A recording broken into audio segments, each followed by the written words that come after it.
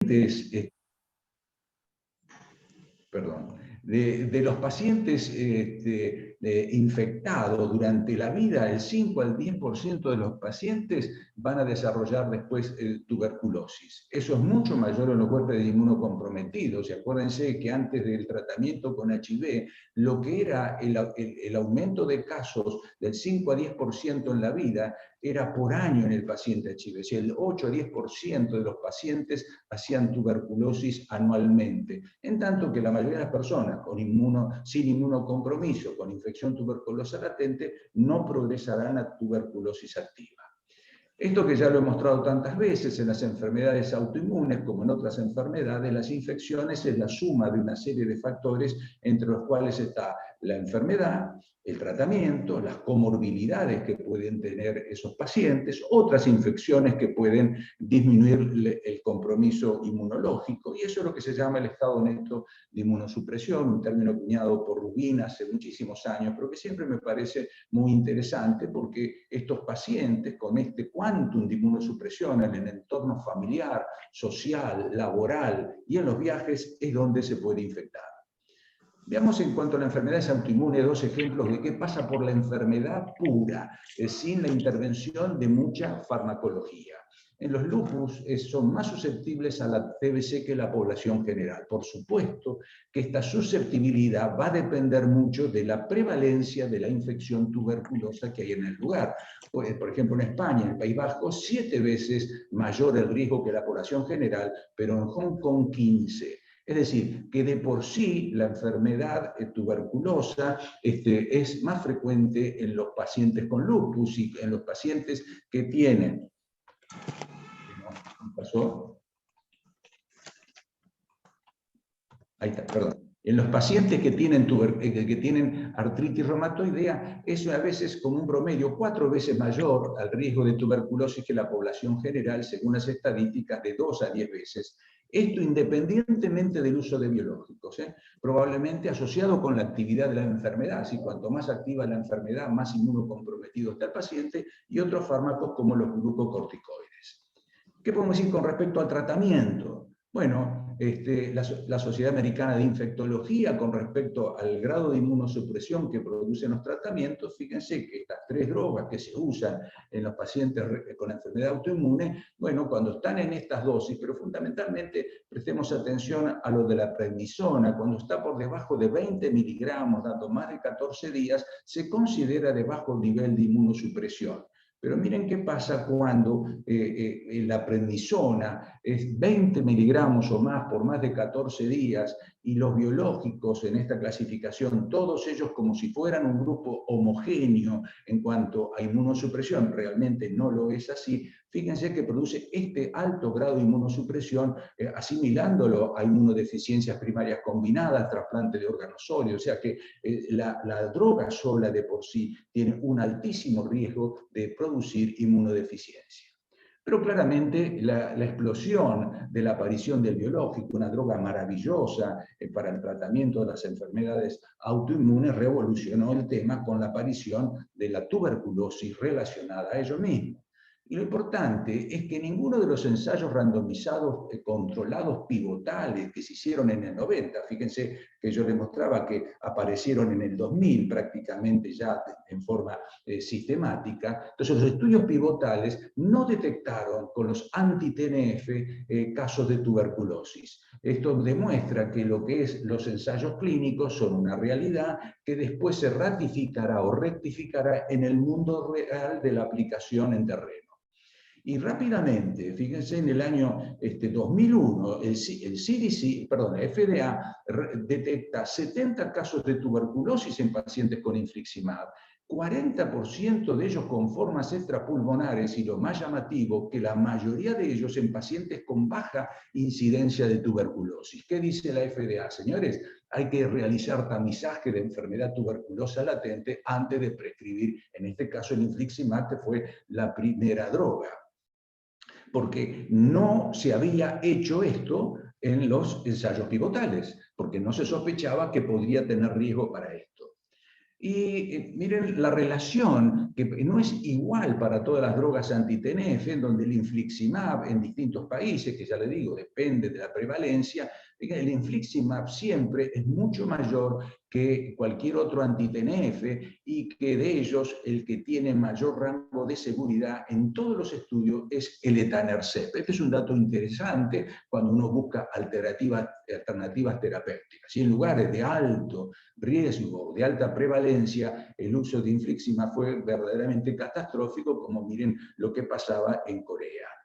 Y después de esto aparecieron el resto, estos son todos los anti-TNF, digamos, estos los viejos y después los nuevos, y después la explosión de biológicos, y yo incluyo acá, no es un biológico, es unas pequeñas células como los inhibidores de la llanosquinasa, pero más o menos lo debemos considerar dentro del mismo grupo del manejo. Y esto, claro, revolucionó absolutamente. Sería interesante echar una miradita retrospectiva. ¿Qué hacíamos con los pacientes con enfermedad autoinmune antes de la aparición de los biológicos? Miren esto, que es una experiencia que alguna vez presentamos de la tuberculosis, el lupus eritematoso sistémico, entre el servicio de reumatología del hospital y el servicio de infectología, en donde detectamos retrospectivamente 19 pacientes con tuberculosis, miren esto, 32% extrapulmonar, y que estaba asociado significativamente a problemas renales, o sea, actividad de la enfermedad,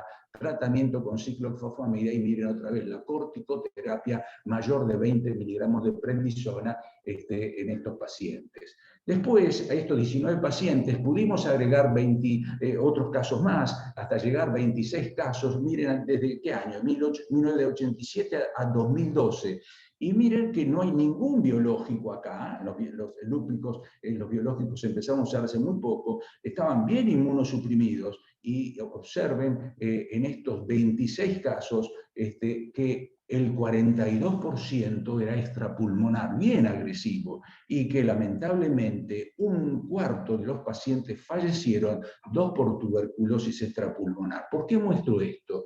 Fíjense, 26 casos, solo se le pidieron PPD a 6 pacientes, y observen que de los 6 pacientes, los 6 pasaban el límite como para considerarlo que tenían infección tuberculosa latente. ¿Qué significó eso? Hicimos una agria autocrítica.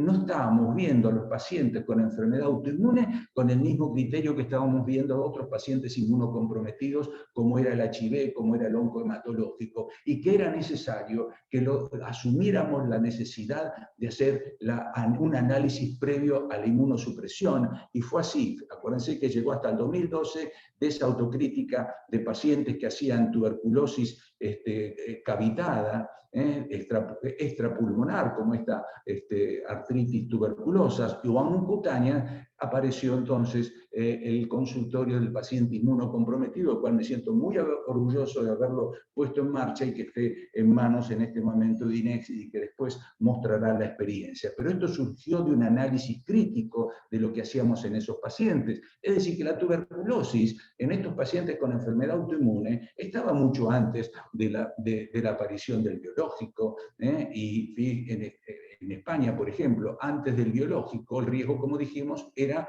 4 veces el riesgo de tener que la población general. Y la Asociación Torácica Americana aumenta con la dosis de corticoide, como hemos visto, y el metotrexato sería una droga que no tendría mayor riesgo. Fíjense, comparando metotrexato, acetoprina, y cuando ponemos anti-TNF, explotan los casos como riesgo potencial de tuberculosis.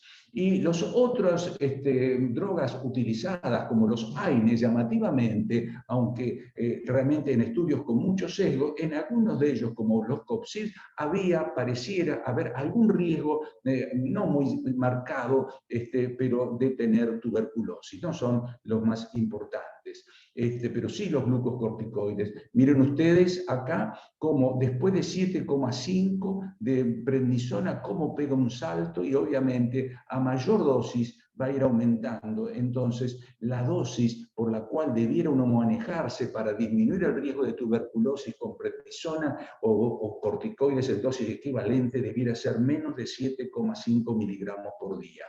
En cuanto a hidroxicloroquina, que saben ustedes que es una droga que defiende o protege de las infecciones, hay algunos trabajos muy así, no muy cuidadosos, donde parece que hubiera cierta tendencia de un mayor riesgo, pero donde no ha habido riesgo con la sulfasalacina, aunque se utiliza muy poco como droga general.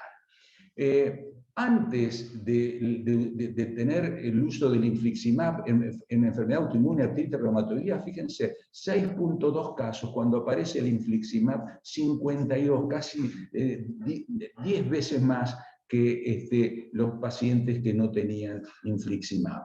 Entonces la Sociedad Española de Reumatología dijo, bueno, acá tenemos una tasa muy alta de tuberculosis, y redactaron recomendaciones para tratar de bajarlo. ¿Y qué se logró con eso? Se logró que después de las recomendaciones esa tasa bajaran prácticamente a la misma tasa, usando biológicos, a la misma tasa de lo que tenían antes de los biológicos. Entonces, ¿qué hicieron? Bueno, acá vamos a discutir qué tenían en mano, y entonces de lo que tenían en mano, qué utilizaron para tratar de tener ese éxito, y tuvieron ese éxito rotundo en poder controlar la tuberculosis en la era del biológico, especialmente con los anti-TNF. Sabemos que la enfermedad tuberculosa latente está quiescente en la Mycobacterium, el paciente no está enfermo ni transmite la infección. Eso es importante saberlo, pero que el tratamiento de la enfermedad tuberculosa latente es muy efectiva y reduce significativamente el riesgo de reactivar o de progresar a la enfermedad activa, especialmente en los pacientes con alto riesgo. 1/3 de la población mundial tiene enfermedad tuberculosa latente. Mire si puede haber trabajo acá, ¿no? Y el riesgo ocurre en los primeros 2 años de adquirir la micobacteria tuberculosa. Ahora, si usamos un tamizaje, ese tamizaje es para que después la prueba que dé, usemos el dato según la prueba. Si después no vamos a tomar medidas de tratamiento porque no nos termina de convencer, no tiene mucho sentido lo del tamizaje. ¿Por qué se puede activar la tuberculosis? Ustedes lo saben bien, por una respuesta inmune deteriorada, enfermedades que tienen inmunocompromiso, trasplantados, y fíjense esto que es el mantenimiento de la estructura del granuloma tuberculoso, dentro del cual está el Mycobacterium. Y uno de ellos es el factor de necrosis tumoral alfa, que actúa muy bien en mantener la estructura del granuloma. Entonces, si yo voy a dar un anti-TNF, se disgrega ese granuloma y quedan liberadas potencialmente los Mycobacterium que están vivitos y coleando dentro de ese granuloma. El diagnóstico de enfermedad tuberculosa latente va a depender de varias cosas: la epidemiología, saber si el paciente tuvo antecedentes de tuberculosis, si el paciente tuvo contacto estrecho con un paciente bacilífero, etc. Todo lo que ustedes saben, sacar una buena placa de tórax, una tomografía si fuera necesario, y después los 2 recursos que tenemos, que es la reacción de Mantoux y los ensayos de liberación de interferón gamma, que llamaremos ahora con el acrónimo de IGRAS para hacerlo más fácil. ¿Cuál es el problema de estos 2 recursos utilizados? Es que no tenemos un estándar de oro para la evaluación. ¿Cuál es? Y que de acuerdo a resultados saber si está el bacilo de Koch o no. Eso lamentablemente no lo tenemos, y lo que hace que sea endeble este mecanismo de utilización. Lo que sí seguramente en el futuro nos va a dar esa respuesta, no me cabe duda, aunque esta charla ya la he dado varias veces y siempre digo lo mismo y no aparece el trabajo definitivo, será la genómica y proteómica lo que nos dé la verdadera situación de si un paciente tiene una tuberculosis activa o tiene una tuberculosis latente. Y estas son algunas de las imágenes. Fíjense ustedes, esto es cuando el paciente tiene en la distribución genética de los genes una tuberculosis activa versus cuando hay una tuberculosis latente. Cuando esto pueda realmente consolidarse en buenos ensayos, seguramente nos va a dar la respuesta a esta inquietud. Entonces, esto no tiene nada que ver con mi alma futbolera de Boca, simplemente decir que la reacción de Mantoux, tenía, o la PPD tiene cierta desconsideración y ya ha perdido un poco prestigio, y lo más moderno ha sido el IGRA y los biomarcadores. Vamos a ver si podemos poner en su lugar las cosas. La reacción de Mantoux es un método in vivo, ya lo sabemos todos, y el IGRA es un método in vitro. Hay tres productos que pueden hacerlo esto, ya vamos a analizarlo, de los cuales alguna importancia puede tener en cuanto a su utilización. Ahora, los dos hacen lo mismo, revelan solamente la sensibilización del huésped a antígenos de Mycobacterium tuberculosis. Cuando nosotros hacemos la reacción de Mantoux, los antígenos del Mycobacterium hacen liberar en la zona diversas citoquinas, entre los cuales está el interferón gamma. Y en los IGRA lo que vamos a medir es el interferón gamma en sangre. Así que más o menos tienen un parentesco. Entonces la PPD en vivo y la lectura entonces a las 48, 72 horas del área de induración. Por favor, eso es básico. Y el IGRA lo que se hace es medir el nivel de interferón gamma y también, según el método, la frecuencia de células que generan interferón gamma. Así que esto es una cosa in vitro y la otra es in vivo. La PPD estamos hablando de un método desarrollado hace más de 100 años por Roberto Koch y se llama reacción de Mantoux porque Charles Mantoux estableció los criterios de diagnóstico para leer una PPD. Y estos son pequeños datos importantes. Cuando uno se enferma con el Mycobacterium tuberculoso, recién a las 2 a 10 semanas después de eso, los linfocitos T empiezan a responder y la inyección del antígeno va a dar la respuesta. Es decir, que no es inmediata, necesita un tiempo de procesamiento inmunológico, que esto es muy importante para analizar posteriormente. En la reacción de Mantoux lo podemos hacer en un solo paso o en 2 pasos. ¿Cuáles son las limitaciones de la Mantoux? Primero, operacionales, ya vamos a ver una que les voy a mostrar, falsos negativos, falsos positivos. Pero el problema más serio que tiene la reacción de Mantoux, y esto está sacado de la guía argentina, que en manos de personal no entrenado hasta el 75% de las pruebas no son bien realizadas y o interpretadas. Realmente que hayamos perdido el training del personal para hacer esto, y lo hemos vivido en nuestro propio hospital, es realmente lamentable, una cosa tan sencilla y tan barata. Esto, siguen apareciendo pacientes a los cuales les han medido el eritema y no le han medido simplemente el nódulo, la pápula, que es lo que realmente hay que hacer. Si todavía estamos haciendo esto, estamos haciendo muy malas cosas. ¿Qué pasa si hay un falso negativo de una PPD? Nos quedamos tranquilos y entonces exponemos claramente reactivación de TBC si es que el paciente tiene una TBC. Así que, sí, más si lo vamos a inmunosuprimir. ¿Y qué pasa si es un falso positivo? Por cualquiera de las causas que veremos. Bueno, si es un falso positivo, lo interpretaremos como una TBC y le daremos tratamiento con el riesgo de la toxicidad, especialmente por isoniazida, y retraso en el inicio de la medicación biológica, corticoides o lo que fuera. Así que es muy importante esta situación.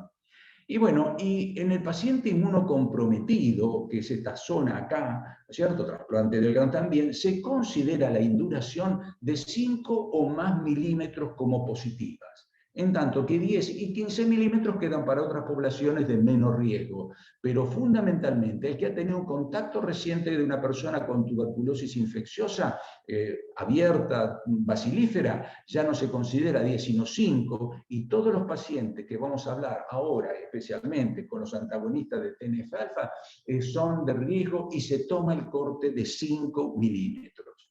Si da una PPD positiva, no tiene sentido repetir la prueba. Lo que hay que hacer es descartar la tuberculosis activa, hacer una placa de tórax, evaluación clínica y todas las pruebas necesarias. Pero ¿qué pasa si es un falso positivo? ¿Y por qué puede haber falsos positivos? Bueno, uno es porque la vacunación BCG tiene antígenos que compatibilizan con lo de la micobacteria.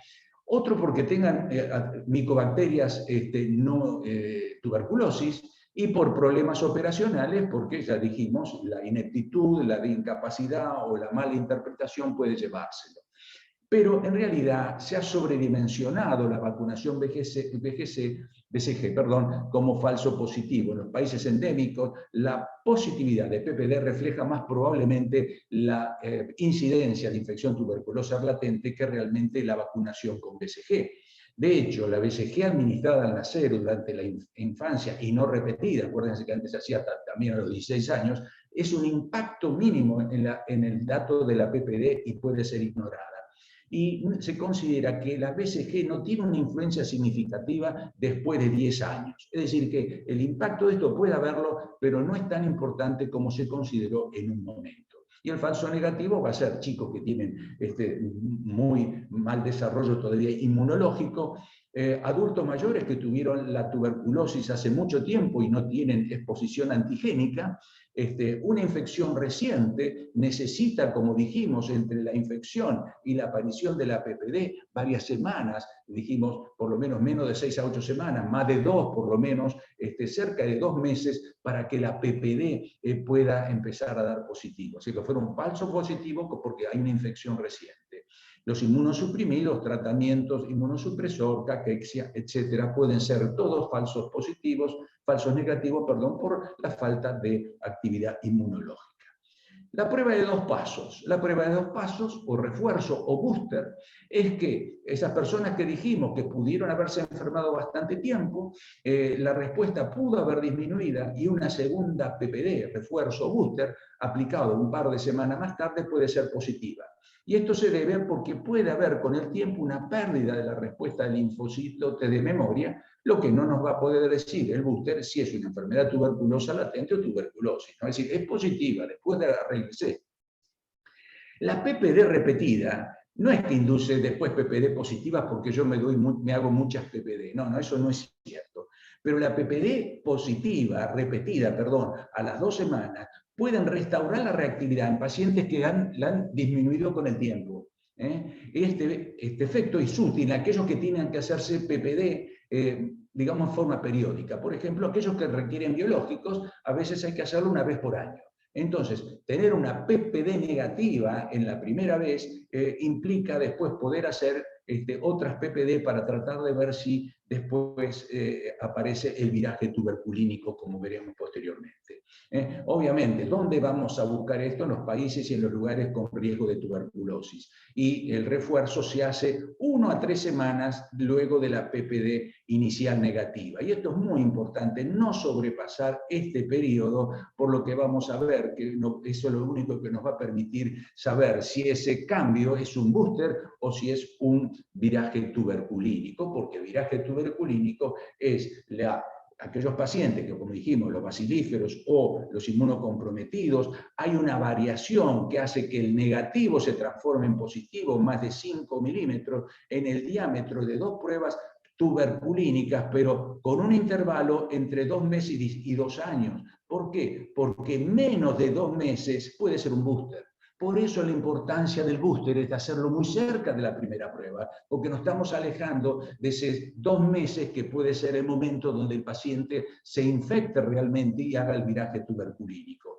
Si hay un viraje tuberculínico, habla de infección reciente y es indicación, por supuesto, de quimioprofilaxis. Si se hace la segunda prueba, más de 10 semanas, no se puede saber y discriminar esto que es tan importante. Hay que hacerlo en ese periodo, disculpen la reiteración, en ese periodo acotado de 1 a 3 semanas. Y el booster es limitado para hacerlo en la población general, pero sí, vuelvo a repetir, útil para hacerlo cuando se debe hacer en PPD seriadas. Trabajadores de salud, huéspedes inmunocomprometidos, para distinguir el reforzamiento, el booster del viraje por una nueva infección. El booster, ¿qué va a dar? Mayor sensibilidad. Vamos a detectar más pacientes, pero también que vamos a tener mayor tasa de falsos positivos, especialmente en grupos con BCG previa, aunque esto se considera que realmente no es tan importante como ya le demostré. Pero esto sí es importante porque mayor tasa de falsos positivos, mayor tasa de tratamiento, mayor posibilidad de toxicidad. Los IGRA que tienen una especificidad alta porque no se afecta por la BCG ni por micobacterias. Se informan como positivos, negativos o indeterminados, y los huéspedes inmunocomprometidos pueden alterar la prueba del IGRA, no es que no se altere. Y puede haber resultados falsos positivos y falsos negativos por contaminaciones durante el proceso de laboratorio. Así que no es tan ideal como lo quisiera ver. Y las dificultades, ya les dije, el huésped puede alterar la respuesta por tener respuesta inmune deteriorada y también los problemas técnicos de procesamiento porque tiene toda una técnica muy particular. Y con respecto a la reproducibilidad, hay trabajos que han demostrado que la misma muestra en un laboratorio y en otro no han dado el mismo resultado. Por lo tanto, a pesar que se dice que sí es reproducible sistemáticamente, hay algunas dudas. Ambas entonces pruebas tienen limitaciones similares. Solo detectan sensibilidad a antígeno. Entonces, si detectan sensibilidad a antígeno, no pueden discriminar en que si es una infección reciente y tiene alto riesgo a progresar, si es una infección de hace 30 años y muy poco riesgo de progresar, o individuos que tienen nulo riesgo de progresar, pero mantienen una respuesta inmune que va a hacer que siempre sea positiva. Es de precisión baja en inmunocomprometidos, ambas, cierto éxito mayor tienen IGRA en esto. No puede predecir ninguna de ellas el riesgo de progresión a tuberculosis activa. Solo dice, esto es positivo, es una infección tuberculosa latente o tiene una tuberculosis. Bueno, ¿qué hacemos en el tamizaje? ¿PPD? ¿Hacemos IGRA o tamizaje dual? Bueno, el IGRA es más específica que PPD, porque no afectado por la BCG. Rápida y una sola visita. La PPD es poco costosa, pero necesita 2 a 4 visitas. Si lo hacemos en un paso, una visita, una para inyectarse, otra para leer. Si hacemos en 2 pasos, 4, obviamente. Ninguno, ya dijimos, detecta infección tuberculosa activa de tuberculosa latente de activa. Ambos métodos tienen un alto valor predictivo negativo y bajo valor predictivo positivo. Y la PPD es esencial cuando el IGRA, como en nuestro caso, no está disponible masivamente, es demasiado costoso, difícil de realizar. Hay trabajos donde muestran recientemente que llegan a la conclusión que países de bajos recursos deben continuar con PPD como el método primario para diagnosticar enfermedad tuberculosa latente. Y esto es un resumen así muy rápido entre PPD y IGRA. La PPD puede dar falsos positivos por VGC, por BCG, la tengo la VGC, y micobacterias no tuberculosas. Los IGRA no serían afectados ni por la micobacteria ni por la BCG. Hay falsos negativos por inmunosupresión. Antes se pensaba que no en IGRA, pero ahora parece estar influenciado, aunque menos en los inmunocomprometidos.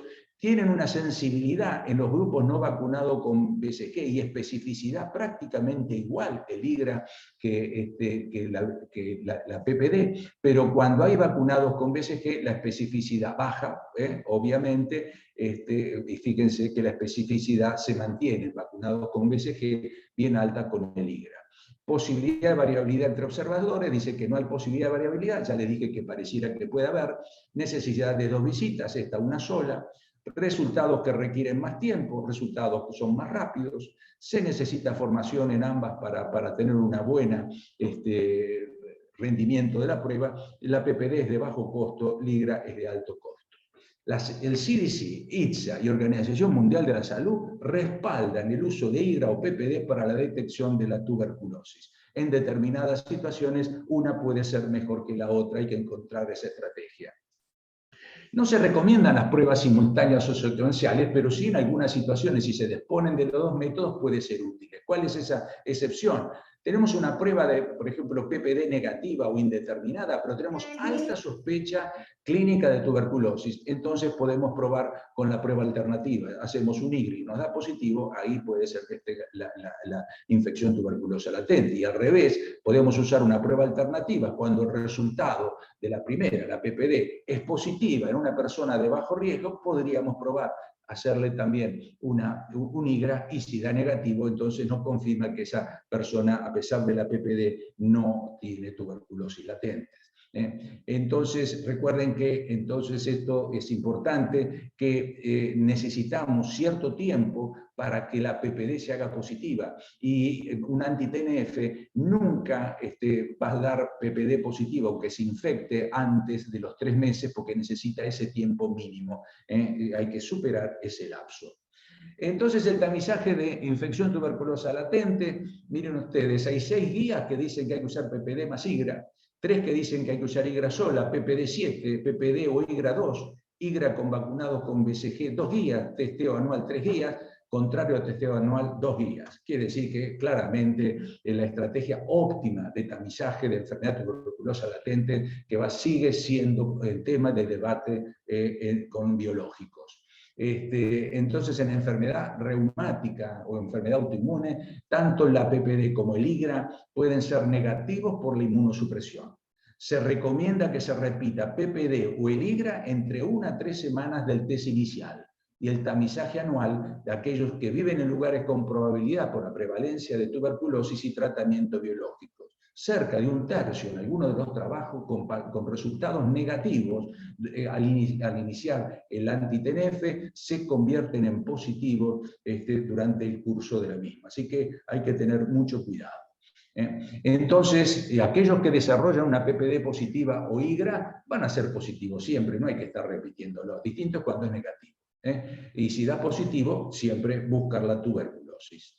Bueno, habíamos dicho que habíamos partido, ¿qué hicieron los españoles cuando se vieron en semejante lío? Bueno, ¿qué hicieron ellos?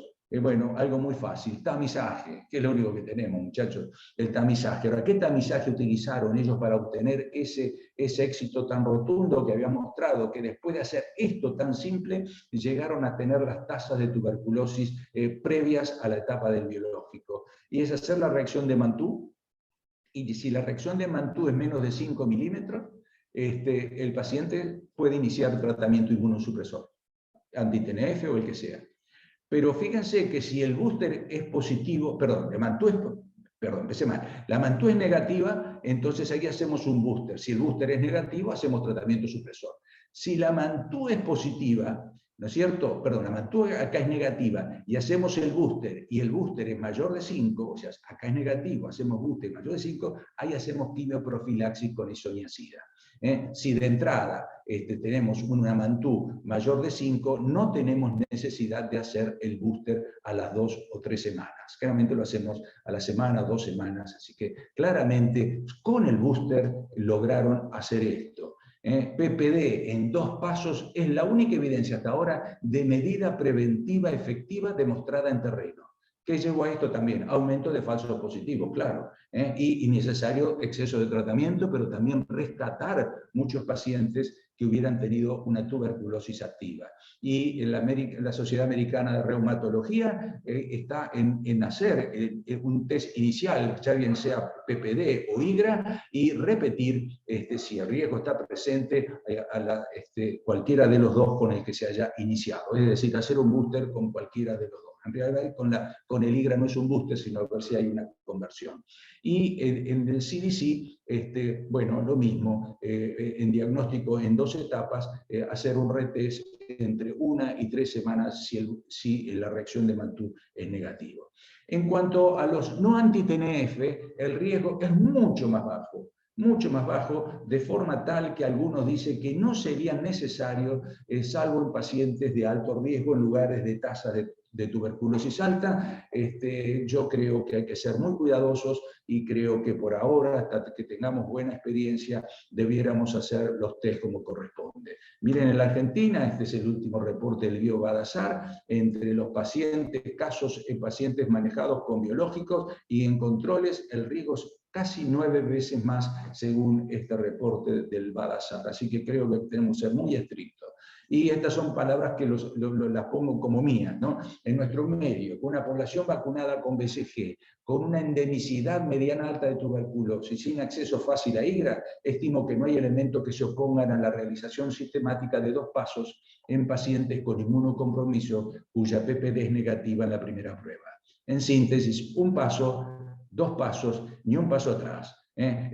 Por lo menos hasta que la disponibilidad de nuevos ensayos con el IGRA demuestren sistemáticamente que esto no fuera necesario, o que la asociación de usar IGRA al mismo tiempo que PPD no demuestran la seguridad de esa estrategia, como se ha publicado en algún trabajo. Por ahora, en mi concepto, no teniendo IGRA a disposición masivamente, la PPD a 2 pasos se impone. Entonces, para terminar, la tuberculosis en enfermos autoinmunes, más riesgo en países con tuberculosis endémica, el riesgo de TBC depende del agente utilizado, mayor riesgo con los anti-TNF, anti-TNF, infliximab, adalimumab, mucho menos con el etanercept. Los nuevos anti-TNF no hay una asociación muy bien demostrada, pero hay que evaluarlo más. Combinar anti-TNF entre biológicos entre sí, o anti-TNF con DIMARS, aumenta obviamente el riesgo. Y los biológicos no anti-TNF hay menos riesgo, y el riesgo está aumentado sin lugar a dudas con glucocorticoides, y excepto la sulfasalacina podría estar con los otros.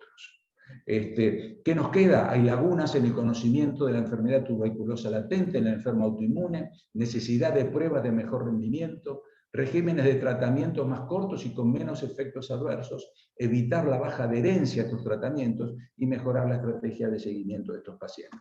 Muchas gracias. Bueno, Doc, muchas gracias a usted. Bueno, excelente recorrida. Vamos a dejar las preguntas para el final y los comentarios para el final. Vamos a continuar ahora con la segunda disertante, que es la doctora Inés Rocha Rossi, de La Plata también. Ella es referente del consultorio de inmunocomprometidos del Hospital San Martín de La Plata, es staff del Servicio de Infectología y también es parte de la Sociedad Argentina de Infectología. Inés, ¿estás por ahí? Y acá estoy. A ver, comparto pantalla. Dale.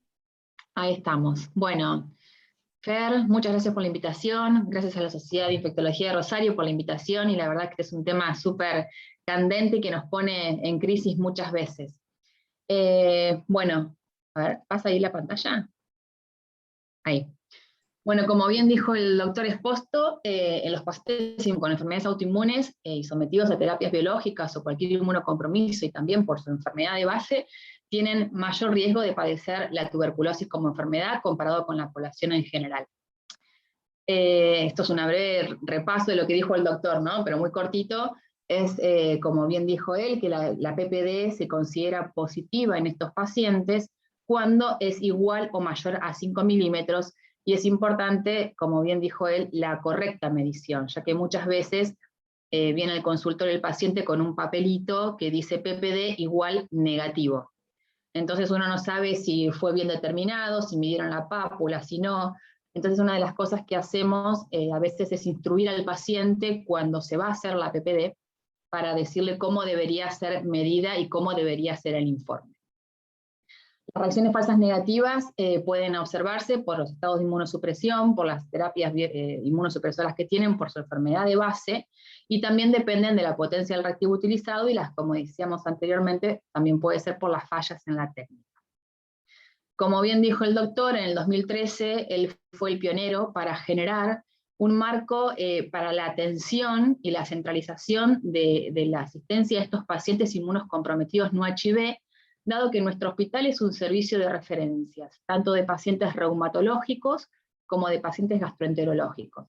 Y todos ellos, con enfermedades de bases autoinmunes, reciben terapias inmunosupresoras, corticoides altas dosis, biológicos, pequeñas moléculas, y es así que en octubre y noviembre del 2013 se creó este consultorio. ¿Sí? Esa fue una foto vieja del servicio. La idea es que estos pacientes asisten al consultorio referenciados por sus médicos de cabecera, los atendemos consultorio los días martes y jueves, los turnos se otorgan en el servicio, y la idea es que en 2 visitas poder dar una asistencia integral a este paciente para prevenir no solo, detectar infecciones pasadas o activas que no fueran detectadas en el momento oportuno. Entonces, la idea es una consulta inicial, y en la segunda consulta se hace una devolución escrita al médico referente con los resultados y con las sugerencias pertinentes por cada caso particular. Hoy por hoy, hace ya 2 años más o menos, o 3, está el sistema informatizado, así que se hace todo vía Remesi, que es un sistema informatizado, donde escribe la interconsulta en el sistema, nosotros hacemos todas las devoluciones ahí. La evaluación inicial consiste en valorar los defectos inmunes del paciente, estratificar su riesgo de padecer infecciones y conocer la exposición epidemiológica que tengan estos pacientes a diferentes patologías. Por eso es importante conocer los antecedentes del paciente, forunculosis, antecedentes de tuberculosis previas, contactos con personas con tuberculosis, en qué trabajan, antecedentes de viajes a áreas endémicas, lugares de nacimiento por posibilidad de padecer chagas o trifiloidiasis, depende del área endémica donde se encuentren. En la historia clínica que hacemos al momento, como decíamos, vemos dónde vive el paciente, cómo es su domicilio, con quién vive, contacto con chicos, antecedentes de tuberculosis, epidemiología para tuberculosis, antecedentes de cirugías, internaciones. Es una consulta larga, realmente 30, 40 minutos, porque uno pasa por la procesadora, el paciente le pregunta de todo, el paciente mira con cara, ¿por qué me pregunta todo esto? Pero es así, y realmente es muy útil porque una buena anamnesis puede hacernos detectar cosas que por ahí pasan desapercibidas en una consulta habitual por su patología de base. Y bueno, siempre sugería al paciente que en el caso de ser mujer, el Papá Nicolau anual, la evaluación odontológica para todos, y la PPD de forma sistemática y anual. De acuerdo a la anamnesis, esto no es una lista sábana que se pide a todos, ¿no? De acuerdo a la anamnesis, uno va a pedir determinadas serologías.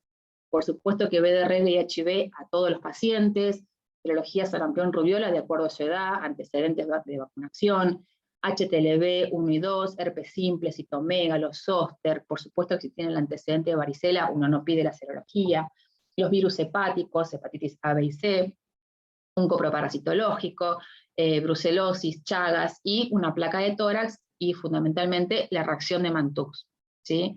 En esa evaluación hacemos asesoramiento general e indicamos las vacunas que corresponden.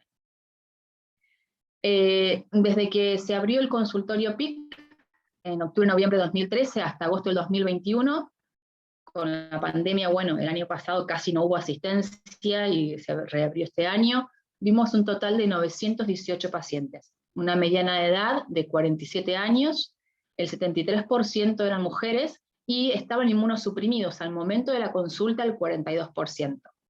Lo ideal, siempre le decimos a los médicos referentes que el momento ideal de la derivación a esta consulta pre-inmunosupresión es justamente previo a la inmunosupresión, o sea, con el diagnóstico de su patología de base. Perdón. Uy, aquí se lío, ahí está. Ya, ¿qué pasó? ¿Se me fue la pantalla? No, ahí se ve. Ahí está. Con el diagnóstico de su enfermedad de base, ¿no? Porque muchas veces, obviamente, hay patologías o una crisis de una colitis ulcerosa, lo que fuere, que uno no puede esperar el momento ideal, pero la idea es conocerlos al momento de su diagnóstico. Los servicios referentes, el 85% de los pacientes derivados fueron del servicio de reumatología, y el 9% de gastro. El 6% que corresponde a otros servicios es neurología, inmunología, dermato, nefrología, son otros los servicios que nos han enviado pacientes con tratamientos inmunosupresores. La enfermedad de base que más asistimos en este contexto es artritis reumatoidea, el 41%, y el 22% de lupus. Se llevan el mayor porcentaje. Y el resto, vasculitis, espondiloartropatías, enfermedad inflamatoria intestinal. Pero el 60% es lupus y pacientes con artritis. Los diagnósticos que hemos hecho en estos años, que realmente es fundamental, ¿no? Llegar a 21 pacientes y diagnosticó sífilis. 23 pacientes con hepatitis B resuelta, que esta es para mí junto con la PPD, son las dos llaves maestras para poder tratar de prevenir infecciones severas, ¿no? Una hepatitis B pasada en cualquier paciente que vaya a recibir rituximab o altas dosis de corticoides tiene altísimas chances de reactivarse. Entonces, bueno, damos toda la asesoría de cómo va a ser el seguimiento. 3 casos de hepatitis B aguda, 14 casos de hepatitis C, 45 pacientes con diagnóstico de Chagas, que eso lo vemos en una evaluación conjunta con el sector de zoonosis de nuestro servicio, que atienden este tipo de patologías, y 4 pacientes estaban cursando también el tratamiento con biológicos, y ahí con ellos hacemos el seguimiento con PCR, y 4 habían dado PCR positiva, un solo paciente con diagnóstico de HTLV, 8 pacientes con diagnóstico de eosinofilodiasis y un paciente con diagnóstico de HIV.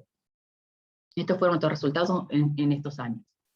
De la evaluación de todos esos pacientes, 21 pacientes tenían el antecedente de haber tenido previamente una tuberculosis correctamente tratada. De estos pacientes, de 503, volvieron con el resultado de la PPD que se les pide en la evaluación inicial, el 55%. ¿Sí? Y a todos se les solicitaba realizar, como bien dijo el doctor, hacerlo con el booster.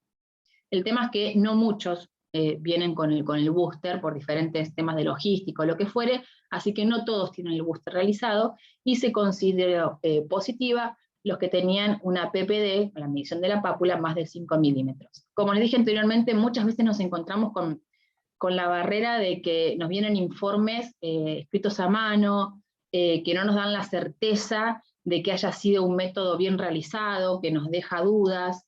Entonces, bueno, muchas veces tenemos ese inconveniente. Y acá el kit de la cuestión, ¿no? Los resultados de nuestras PPD. Negativa fueron en 84 pacientes, en 521 de 503. Esos pacientes, los que se hicieron sin booster, el 52% era negativa, y con booster el 48% era negativa. ¿Sí? O sea, casi mitad y mitad.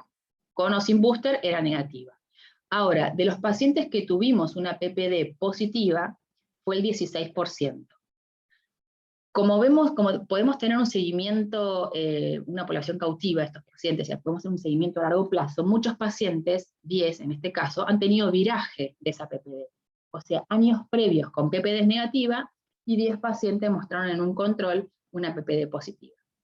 De las PPD positivas, ahí ven que el 76% fue sin booster, pero el 24%, que es un número despreciable, creo que es muy importante, se detectó una PPD positiva con la realización del booster. O sea, un falso negativo, si se quiere, del primer procedimiento.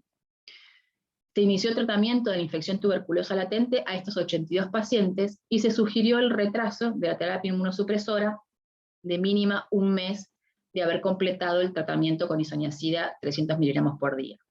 Que lo indicamos junto con el servicio de neumotisiología, que es quien dispone de la medicación, y se hace el seguimiento de estos pacientes. Así que bueno, estos son nuestros números. Creemos que es muy importante el tema de la detección, y de sobre todo lo que yo veo muy importante acá es tratar de capacitar al paciente e instruirlo en cómo debe ser leída su PPD, porque muchas veces no van a centros de referencia. No van a una salita, van a otro lugar, o sea, y realmente muchas veces nos pasa que vienen informes que no los podemos interpretar o que nos dejan muchas dudas. Así que bueno, estos fueron nuestros resultados, y en nuestra experiencia, el 24% de los pacientes con infección tuberculosa latente, como dijimos, fue con el booster. Por lo tanto, creemos que esto sigue siendo una piedra fundamental en la detección de la infección tuberculosa latente, y seguimos trabajando duramente para que el servicio de neumotisiología, que es quien lo hace en nuestro hospital, pueda lograr la logística junto con el paciente, ¿no?, de lograr esta PPD con booster en estos casos.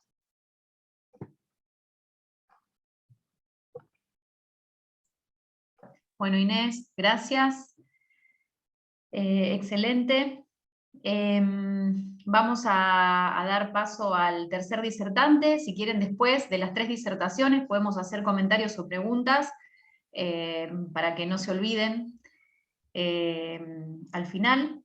Así que, bueno, a ver, Fernando Biasuti, ¿estás por ahí? Sí. Ahí estamos. Acá estoy.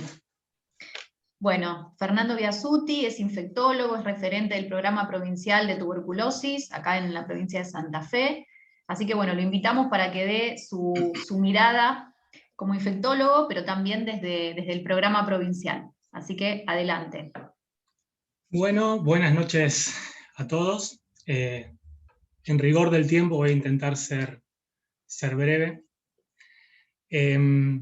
Bueno, claramente hace 5.000 años, más de 5.000 años que convivimos con la tuberculosis, y hace más de 5.000 años que no podemos dar respuestas a 2 interrogantes. Quizás porque la base de estos interrogantes tienen que ver con cuestiones genéticas.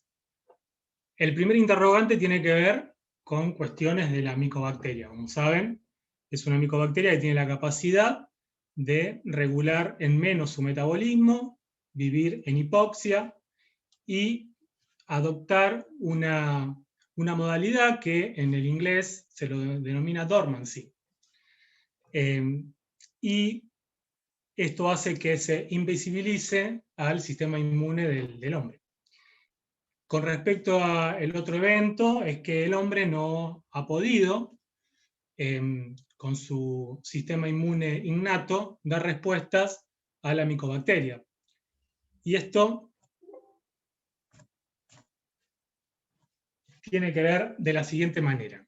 Fíjense que cuando ingresa la micobacteria al pulmón, la mayoría de los mortales, digamos que más del 90%, no logra contener la micobacteria en el sitio de ingreso. ¿Tá? Como no puede contenerla, la micobacteria tiene que ser trasladada al ganglio, y ahí el sistema inmune y el hombre se cava su propia fosa, por decirlo de alguna forma, porque una vez que acontece este evento, se desarrolla una reacción inmunológica adaptativa que va a dar, por un lado, montar una respuesta inmune para contener el foco infeccioso en el pulmón, configurando el granuloma, y que va a ser, a su vez, la encargada de dar respuesta o positivizar las pruebas de inmunoreactividad, como por ejemplo la PPD o el IgG. Ahora bien, sabemos que existe un grupo de personas, según las series, puede ser entre el 5 y el 12%, que tienen genéticamente un sistema inmune innato, entrenado, y que pueden contener y hacer el clearance de la micobacteria en el mismo sitio donde ingresó, o sea, el pulmón. Estos pacientes, la micobacteria no migra al ganglio, y al no migrar, no desencadena la reacción inmunológica adaptativa, y obviamente tampoco positiviza las pruebas de inmunoreactividad, como ser PPD o IgG. A estos pacientes se los denomina resistor, y no es un concepto nuevo, es más bien bastante viejo, y surge de varias observaciones. Le voy a dar dos ejemplos concretos, chiquitos. El primero es, en la Segunda Guerra Mundial, enfermeras expuestas de la misma manera a pacientes bacilíferos. Había un grupo de enfermeras que positivizaban la prueba de la BCG, y posteriormente algunas enfermadas, pero sin embargo había otro grupo que no solo no enfermaban, sino que tampoco positivizaban la prueba de la PPD. Otra observación eran los marinos, en los cuales en la tripulación había un paciente bacilífero. Había un grupo de marinos que positivizaban la prueba de la PPD y algunos se enfermaban, y otros que no solamente no enfermaban, sino que tampoco positivizaban la prueba de la PPD. Hasta acá lo que podemos concluir es que el granuloma no es el mejor método de defensa para la tuberculosis, aunque es el método que disponen más del 90-95% de la población. Una vez que se conforma el granuloma, debemos interpretarlo no como un compartimiento estanco, o sea, está infectado o está enfermo, sino que es dinámico. Y el granuloma tiene avances y retrocesos, y obviamente, inicialmente, las chances juegan a favor de la micobacteria, porque cuando ustedes, como saben, y ya explicaron los antecesores que expusieron, cuanto más reciente la infección, más chances de reactivar, y a medida que el granuloma envejece, las chances juegan a favor del hombre, y son mucho menos las chances de reactivar.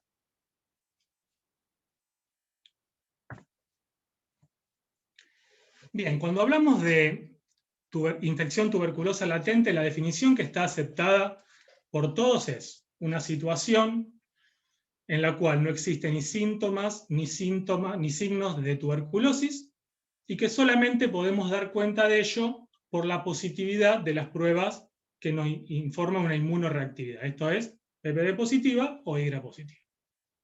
Ahora bien, en la definición de infección tuberculosa latente existen dos conflictos que son de raíz. Perdón. Uno es meramente de forma, casi gramatical, pero el otro es un conflicto de fondo, y es un conflicto que nos cambia la visión. El conflicto de forma tiene que ver con la palabra latencia. Latencia es un concepto del sistema inmune, mas no es un concepto de la micobacteria. El término estrictamente adaptado sería dormancy. O sea, la micobacteria genera genéticamente, activa, mejor dicho, los genes de la dormancy, y se ubica en un estado durmiente, en los cuales baja su metabolismo y persiste de esa forma. Por lo tanto, como le dije anteriormente, es meramente un conflicto de forma. Pero el conflicto de fondo tiene que ver con la definición de infección. Si nosotros entendemos infección, tuberculosa latente, como la situación en cual dentro del granuloma o dentro del organismo tenemos micobacterias vivas, viables, potencialmente cultivables, que están dormidas en un estado de dormancia o de latencia, y que tienen la capacidad de activarse y producir infección, si eso es lo que mide una PPD o un IGRA positivo, entonces cuando nosotros tratamos la infección tuberculosa latente con isoniazida, o en el caso de los diagnósticos de tuberculosis, que lo tratamos con 4 drogas, en el caso de que los tratamos, estas pruebas deberían negativizarse. Y sabemos que eso no acontece en la mayoría de los casos. Entonces, dijimos las limitaciones de estos métodos. No distinguen si hay realmente bacilos vivos. No distinguen de infección de enfermedad. Tampoco nos dicen si la terapéutica que nosotros realizamos fue efectiva o no. ¿Y entonces para qué sirven? ¿Cuál es la verdadera utilidad? Y estos test lo que miden es riesgo. ¿Y riesgo de qué? Riesgo de enfermar de tuberculosis. Eso es lo que le tenemos que pedir a estos test. ¿Y qué tan importante es que miden un riesgo de casi 11 veces más? Un paciente que tiene una PPD o un IGRA positivo tiene casi 11 veces más riesgo de enfermar de tuberculosis que un paciente que tiene una PPD o un IGRA negativo. Indudablemente son herramientas de muchísima utilidad, y no lo voy a poner en tela de juicio. Ahora, lo que yo quiero transmitirle, creo que va a ser lo más jugoso quizá de lo que yo pueda decir, es que no es la única herramienta. Y que tanto un PPD o IGRA negativo en ningún momento inhabilita ni la indicación de un tratamiento ni de una quimioprofilaxis en un paciente en el cual nosotros consideramos que es de riesgo y en un contexto como el nuestro de moderada endemicidad. ¿Cuál es el rol de los infectólogos? ¿Cuál es nuestro rol cuando nos enfrentamos a esta situación? En el caso particular de pacientes con enfermedades autoinmunes que se van a inmunosuprimir con biológicos o con algunas otras drogas modificadoras de la enfermedad, debemos evaluar, en primer lugar, el riesgo de la droga. Y estamos tentados, como decía el doctor, a mirar los estudios randomizados y controlados. Y como bien dijo el doctor Esposto, estos estudios tienden a infraestimar el riesgo de reactivación. ¿Y por qué tienden a infraestimar? Simplemente porque tienen un tiempo limitado de observación, porque son estudios, porque el evento que vamos a observar es un evento que no aparece inmediatamente. Pero además estos estudios tienen estrictos criterios, no solo de inclusión, sino también de exclusión. Y si queremos comparar estudios randomizados y controlados, viejos con los nuevos, nos encontramos con el sesgo del tiempo, que obviamente los estudios más nuevos, como están mucho mejor escreeneados, van a tender a la baja el riesgo de reactivación. Entonces, para evaluar las drogas que nosotros le vamos a indicar a nuestros pacientes, básicamente tenemos que mirar 2 estudios. Los estudios de larga duración, los LTE, y los estudios de la real life, o de la vida real, que no es ni más ni menos que la base de datos de los países que se enfocan un poco más seriamente en este tema y que de vez en cuando la publican para que nosotros tengamos conocimientos. Y en base a estos estudios podemos hacer una clasificación haciendo uso de un semáforo en drogas rojas, amarillas o verdes. Por ejemplo, las drogas rojas, los anti-TNF, las drogas principalmente más riesgosas. Ahora, dentro de los anti-TNF no todas tienen el mismo riesgo. Certalizumab es la droga que más riesgo tiene, y el etanercept es una droga que es anaranjada, o tirando amarillo. Dentro de las drogas amarillas, o de moderado riesgo, tenemos el tocilizumab, el inhibidor de la interleuquina 6, y los yaquitinibs. Y dentro de las verdes, que serían las menos riesgosas, el anti-CD20, como el rituximab, o los inhibidores de la fosfodiesterasa 4, como la Premilaz, o inhibidores de la interleuquina 17, 23, etc. Respecto al paciente, el concepto es que no todos los pacientes de riesgo tienen el mismo riesgo. Y sería ideal, lástima que no lo tenemos, que dispongamos de un score de riesgo validado, que nosotros pudiéramos poner en una computadora un montón de datos y que nos arrojara un valor. Lamentablemente no tenemos, se han hecho muchos scores de riesgo, pero ninguno validado. ¿Se imaginan por qué? Simplemente porque la variable principal, que es el paciente tiene micobacterias vivas o no, no está controlada. Insisto, una PPD positiva es un método de inmunoreactividad, mas no nos dice si el paciente tiene realmente micobacterias vivas, cultivables, potencialmente reactivables. o resucitables. Obviamente que cuando nosotros evaluamos a un paciente desde el consultorio, utilizamos el ABC, o sea, la evaluación clínica, la radiografía de tórax y el uso de PPD o IGRA. Esto es innegable y es insoslayable. Ahora bien, nosotros tenemos que evaluar otras cosas más. Y acá está la importancia y el salto de calidad que podemos dar nosotros los infectólogos con respecto al resto de los colegas en evaluar ciertas cuestiones. Como ustedes ven, esta es una lista de preguntas que yo hice, pero puede haber más. Ahora, básicamente, las preguntas que nosotros nos hagamos tienen que ir destinadas a responder 3 preguntas. Primero, ¿es probable que el paciente tenga una verdadera infección tuberculosa? Segundo, si la tiene, ¿es reciente? Porque como sabemos, las infecciones recientes tienen mayor riesgo de reactivar. Y tercero, ¿cuál es su competencia inmune? Entonces, todas estas preguntas van destinadas a responder esas inquietudes. ¿Tiene antecedentes de una PPD o IGRA previo? ¿Hizo algún tratamiento quimioprofilaxis antes? ¿Cuándo lo hizo? ¿Cuándo lo terminó? ¿Con qué droga lo realizó? ¿Lo hizo completo? ¿Tiene alguna comorbilidad que aumente el riesgo? O sea, no es lo mismo un paciente joven con una artritis psoriásica que va a recibir infliximab que un paciente añoso con una artritis psoriásica que no solo va a recibir infliximab, sino que aparte estaba con corticoides alta dosis, o con metotrexato, o que además es insuficiente renal, o es un pan vascular, etc. Fue contacto reciente de un paciente bacilífero. ¿Quién es el paciente? ¿Dónde vive? ¿Qué hace? O sea, no es lo mismo un paciente que vive en el Funes Hill y si trabaja por home working, que un paciente que vive en un asentamiento regular y trabaja en una unidad penitenciaria.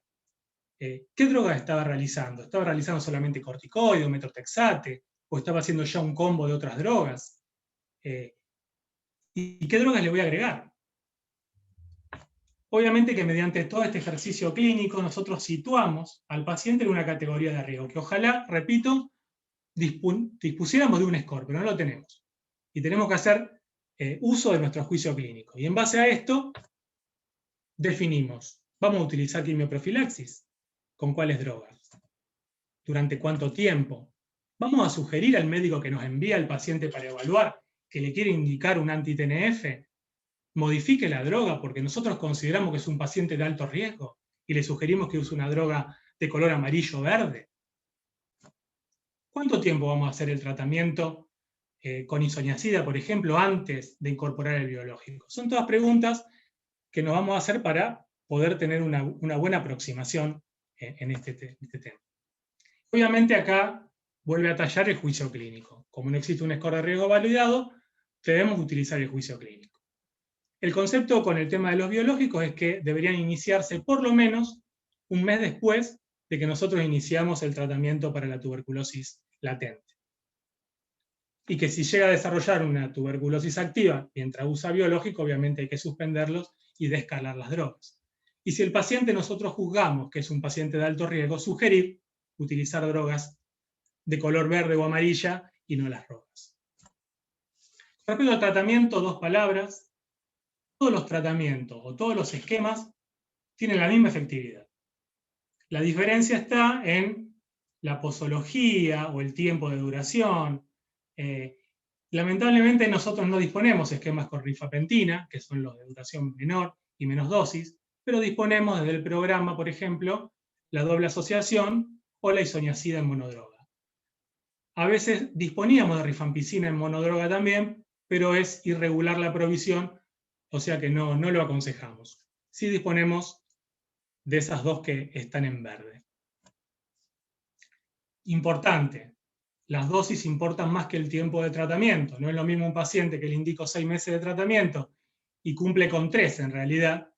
Entonces debo priorizar en contar las dosis. De ahí la importancia de la confección del cartón de tratamiento y de hacer un tratamiento supervisado, o si no es supervisado, por lo menos acompañado. ¿Cuál es el rol nuestro desde el programa? Básicamente 2. Primero, estamos en el asesoramiento tanto del médico como del equipo de salud en todos estos temas. Y por la otra parte, hacemos lo que es la logística, tanto del tratamiento como de la quimioprofilaxis. Trabajamos con el subsector público, con el subsector privado y con el de la seguridad social. Cualquier paciente, ejemplo, del sector privado, a los cuales ustedes crean que debe hacer una quimioprofilaxis con isoniazida, por ejemplo, se deriva al programa, nosotros confeccionamos el cartón de tratamiento, le damos la droga para que inicie el tratamiento y nos comunicamos con el centro de salud más cercano a su domicilio para que continúe el tratamiento con el paciente y para que todos los meses le pidan la medicación.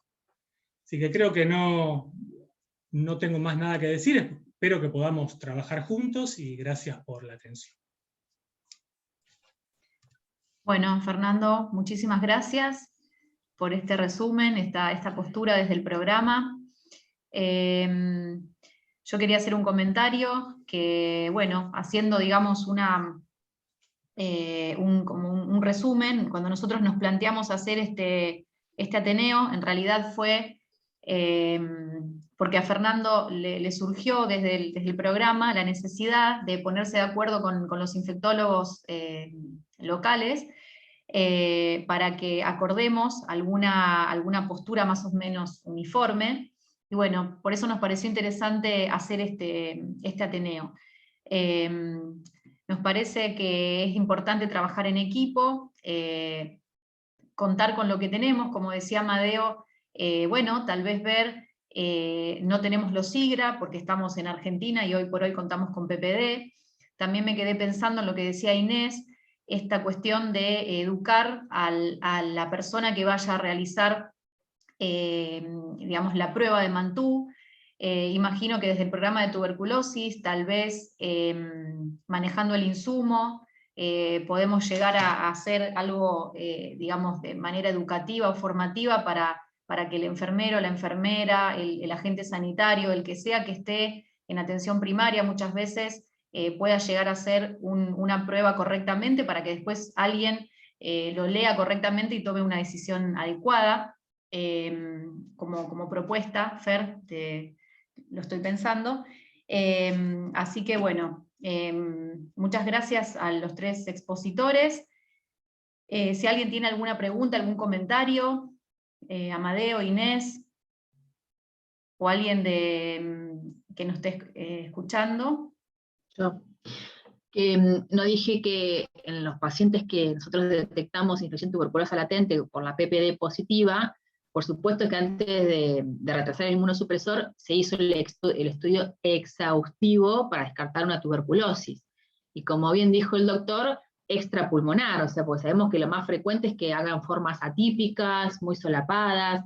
Entonces, bueno, directamente nos vamos al hospital de alta complejidad, tenemos la posibilidad a una tomografía de tórax. Una PPD positiva, desde el consultorio pedimos una tomografía de tórax, que es mucho más sensible, y bueno, después un examen físico exhaustivo buscando adenopatías, o sea, miramos la piel, o sea, para buscar las tuberculosis extrapulmonares, fundamentalmente. Cuando estamos seguros que no la tiene, ahí hacemos la indicación de la isoniazida, que lo hace directamente el servicio de neumotisiología, la indicación. Pero previo a haber descartado, estar seguros con todas las herramientas disponibles de que no está cursando una infección tuberculosa activa en ese momento. Esteban. Sí, gracias Cacho, Inés y Fernando, realmente muy buenas las tres exposiciones. Una pregunta para Cacho, ¿qué le parece el infliximab, que si bien se ha dejado de usar bastante en las enfermedades reumatológicas, ¿no? Se está empezando a utilizar en COVID. Viste que hay un estudio que es el ACTIV del NIH, que lo tiene como uno de sus brazos, y el Solidarity lo va a incluir también en un estudio, si no es que ya lo empezó, ¿no? Estos pacientes se podían beneficiar del efecto digamos, contra la tormenta de citoquina a nivel pulmonar y todo. ¿Qué te parece a vos de tu experiencia? Pues esto sería una sola dosis, y la mayoría de los estudios, obviamente, pacientes reumatológicos, hacían el infliximab endovenoso una vez por mes, o cada 15 días, no recuerdo, pero ¿cuál podría ser el impacto si esto el día de mañana se sigue utilizando, además de las monstruosas dosis que se utiliza habitualmente en COVID de corticoides. Y el tocilizumab, que si bien tiene menor riesgo, también, de hecho ya en muchos lugares se utiliza, hay estudios que han mostrado menor mortalidad. Eso por un lado. Y lo otro, el uso de PPD o IGRA en los pacientes con AR que ya hicieron metotrexate, corticoides y que bien, y van a hacer el anti-TNF. Obviamente todos tratamos de hacer la PPD, pero en tu experiencia podés separar un poquito entre esos dos grupos, los que ya vienen, como que es una especie de un screening ya hecho biológicamente por la cantidad de corticoides que recibieron y no haber realizado, no han reactivado la TB latente. Y lo último me pareció bárbaro recalcar lo de la BCG, no es un falso positivo de PPD en nuestro país, porque todavía tenemos que escuchar gente, incluso en ámbitos académicos, que sigue sosteniendo que puede ser por la BCG del recién nacido, o a los 5 años. Gracias, Esteban, por las preguntas. En el primer esquema, la primera pregunta, que es el mismo de usar biológicos para la tormenta de citoquinas, en ninguno de los ensayos se ha hecho, porque la dosis es acotada, poco tiempo, en ninguno de los ensayos se ha hecho sistemáticamente la prueba que depende del lugar. En nuestro caso, no tenía ningún sentido porque no podríamos pedir una PPD y esperar a ponerle el infliximab, la dosis de infliximab. Exactamente. Como es acotado, ni siquiera lo pienso. No es un paciente que requiera por una enfermedad crónica, sino para cortarle esa secuencia del 7º día o 10º día para adelante, donde se desencadena la tormenta de citoquinas, donde le damos algunos de los biológicos. No, ahí no tiene sentido hacerlo, ni siquiera un IGRA, que lo tenés en el momento, porque en última instancia te está jugando la vida del paciente en esas 24 o 48 horas. En ese sentido, ahí no le veo ninguna lógica. La segunda, Esteban, me dijiste, era... No, los pacientes con artritis reumatoidea que ya vienen con tanto corticoide previo, si podés separar las dos poblaciones. En general, esos pacientes, así que le decimos un tanto baqueteados, ¿no es cierto?, por el tratamiento, y que nunca se les hizo ninguna evaluación, y que generalmente son enfermos que han estado con baja dosis de corticoide, pero que han ido escalando, y que al fracasar, en general, vos sabés que ahora los biológicos no se espera mucho tiempo, se pone metotrexato, dosis baja de corticoides, y si el paciente no tiene respuesta, se pasa al biológico rápidamente, en el treat target, que tanto... Bueno, mi esposa es jefa del servicio de reumatología del hospital, así que se imaginarán que escucho de esto bastante. En ese caso, yo creo que sí, si está la idea de que viene el paciente que viene fallando, vale la pena, aunque haya estado utilizando drogas que también tienen su riesgo, yo le haría, sin lugar a dudas, la PPD. Yo recalqué lo del tema del booster un poco forzadamente, como una idea de podemos hacerlo o no hacerlo, obviamente, pero que hay una opción ante una PPD negativa que no nos deja la tranquilidad absoluta de que ese paciente no tenga una posibilidad de infección tuberculosa latente. La discusión se podría dar es que con un booster yo voy a sobrediagnosticar pacientes con infección tuberculosa latente. Entre ese riesgo-beneficio, que es la gran discusión, yo creo que hago menos daño potencialmente haciendo un tratamiento quimioprofiláctico de más, que a un paciente haga este desastre. Yo les mostré algunas imágenes, desastres que hacen en los pacientes inmunocomprometidos, y vos también, Esteban, lo has visto. Así que en ese caso yo lo haría. Y además, bueno, el booster fue, digamos, es pre-anti-TNF, ¿no es cierto? Hay reportes de booster en ancianos, especialmente por la inmunosuficiencia. Sí, por supuesto. Por supuesto. Sí. Están los libros de historia de la medicina, ¿no? Pues estamos hablando de un método que tiene 100 años y que, bueno, el booster se implementó posteriormente cuando esos negativos...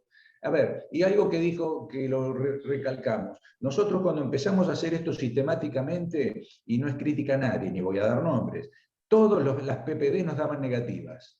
Cuando fuimos, y creo habrá sido inédito, pero doctor, nos dan todas negativas, y fui a hablar con la jefa de neumotisiología, mi esposa lo sabe muy bien eso, digo, ¿cómo puede ser pacientes de riesgo, todos negativos? Ah, no, Cacho, si querés hacer una cosa que se haga bien, dejá que las hago yo.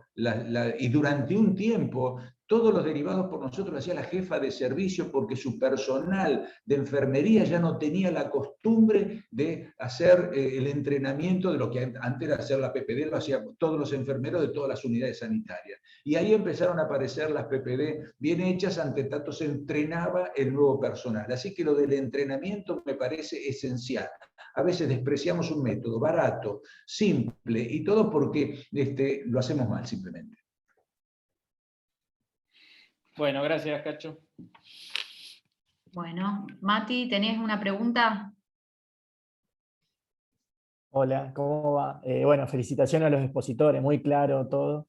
Yo tengo una duda con respecto a los pacientes que se le pide la PPD, que se le hace un examen, una anamnesis bastante importante y con una PPD negativa, ya sea en un solo paso o busteada, y nos encontramos con una radiografía de tórax o una tomografía en la cual tiene una imagen, o ya sea fibrosis, pero secuelar de tuberculosis.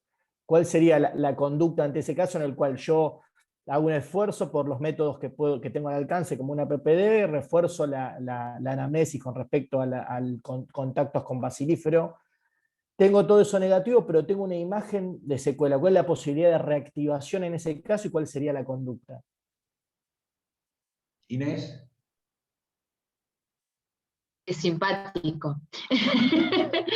Bueno, fundamental en ese paciente, primero, con la anamnesis, ver si el paciente tuvo o no una tuberculosis previa. ¿Sí? Por ahí el paciente dice, sí, cuando tenía 22 años me trataron una tuberculosis, y ahí asegurarse cómo fue ese tratamiento, si fue completo, si fue adherente, cuánto tiempo duró, hacer toda la anamnesis para ver si fue pulmonar, si fue ganglionar. Y si tenemos solo una imagen sugestiva y un paciente que no recuerda, que no puede dar ese dato, por supuesto, la interconsulta con el servicio de neumotisiología, con imagenología, para que nos puedan evaluar esa imagen, a ver si eso no es compatible con ese antecedente. Y ante la mínima duda, como figuraba en uno de los cuadros que mostró el doctor, el antecedente o el riesgo de tener una tuberculosis, y en la balanza riesgo-beneficio, probablemente ante la duda de que un paciente que vaya a recibir una droga inmunosupresora anti-TNF, altas dosis de corticoides, en lo personal, ante la duda, prefiero indicar una isoniazida además y no quedarme con la duda.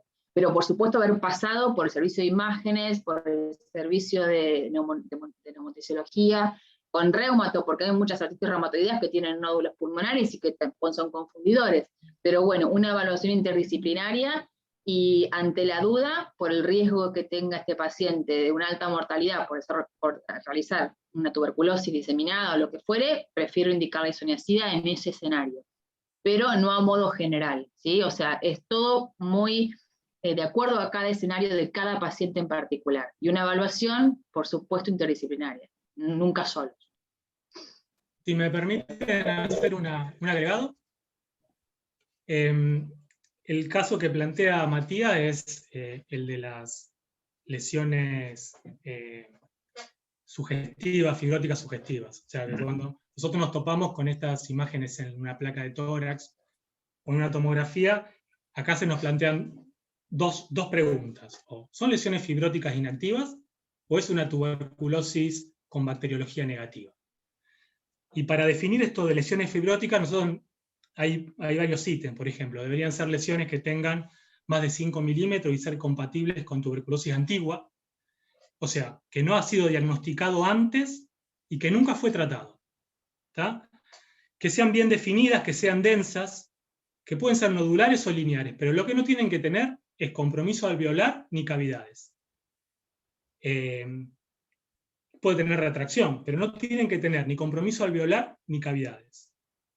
La mayoría de los autores exigen una PPD positiva, por ejemplo, una IGRA positiva, pero otros no. También se exige estabilidad radiológica. Si yo pienso que son lesiones fibróticas, necesito estabilidad radiológica. Y cómo se define depende de las asociaciones. O sea, algunos necesitan 1 año de estabilidad radiológica y otros con 3 meses es suficiente.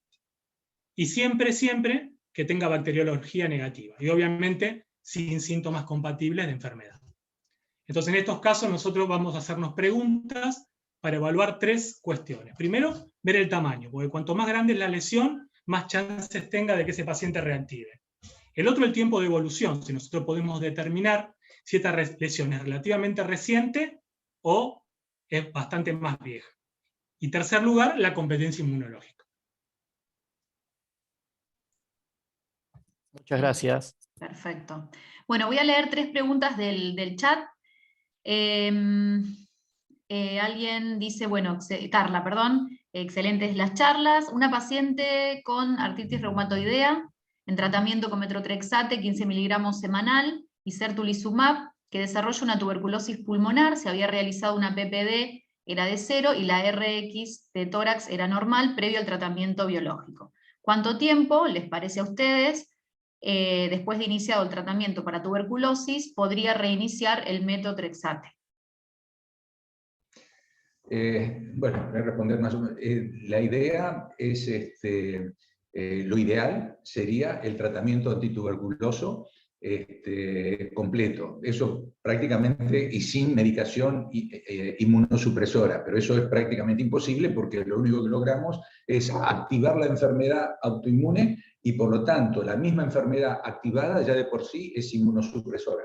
Por lo tanto, es casi imposible, y ni hablar si es que no tenía buena respuesta con metotrexato, que sería una droga, como ya les mostré, de riesgo muy bajo, pero si hay la necesidad de recolocar o colocar un biológico, no se puede esperar probablemente un año, y hay algunos autores y las sociedades reumatológicas también lo avalan, que en circunstancias donde dejar sin medicación inmunosupresora reactiva la enfermedad y pone en riesgo la vida de la paciente por la enfermedad de base, recolocarle el tratamiento junto con el tratamiento antituberculoso, habiendo pasado como mínimo, se calcula 2 meses, así como dijimos un mes para ponerle en el tratamiento cuando estamos hablando de infección tuberculosa latente, como un mínimo de 2 meses de tratamiento antituberculoso para empezar con una de las drogas, si debe ser biológica. Y lógicamente, como ya dijo el doctor Biasutti, si es una droga biológica, trataremos, si hay evidencia de efectividad en la enfermedad que tenga el paciente y que menos riesgo tenga de reactivación de tuberculosis.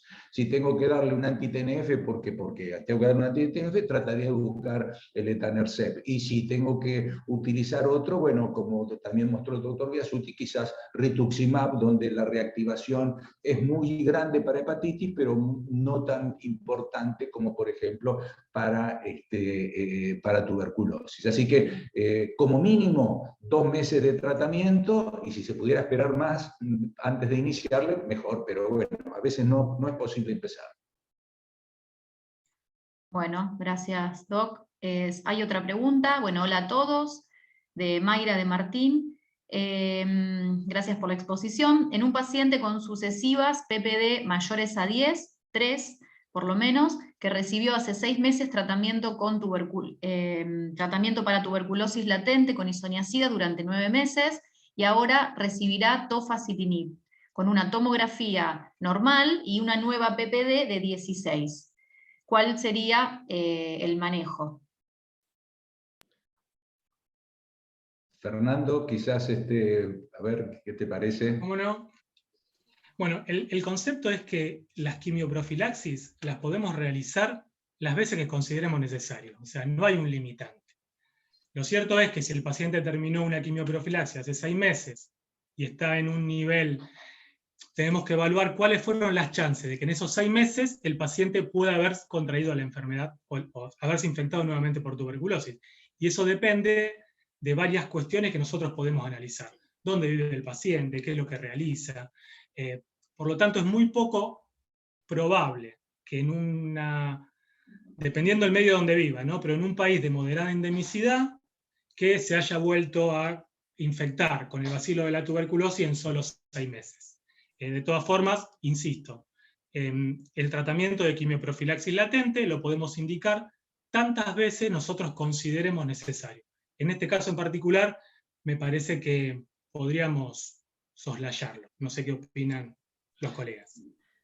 En ese caso, lo que yo veo, que es un factor confundidor, las PPD repetidas. Vos con una sola PPD de más de 5 milímetros y el tratamiento ya de una infección tuberculosa latente, no habría por qué seguir repitiéndola. Y a partir de ahí no tomar conducta, o sea, no repetirla y no haría nada con ese caso particular. Ya fue tratada la infección tuberculosa latente y no me guiaría con esas PPD, que es una información que me estaría sobrando para tomar conducta en ese paciente. De hecho, una PPD positiva una vez en la vida, nunca más lo repito. Totalmente de acuerdo. Y otra cosa, repetir la PPD es útil cuando fue negativa. Es decir, ya una vez positiva, ya lo habíamos dicho en la charla, no tiene por qué negativizarse la PPD. Pero una PPD negativa, si se reactiva, si se hace positivo, entonces sí, es útil testear cada tanto. Pero ya una vez que tuvo 6, 8, 10 y ya se le puso tratamiento de quimioprofilaxis, ya está. Yo creo que comparto totalmente. No habría que estar pidiéndole PPD en forma, salvo que hubiera algún cambio clínico que lo haga sospechar, pero ya seguramente no va a ser la PPD la que desempate, va a ser el estudio bacteriológico, la tomografía o lo que fuera.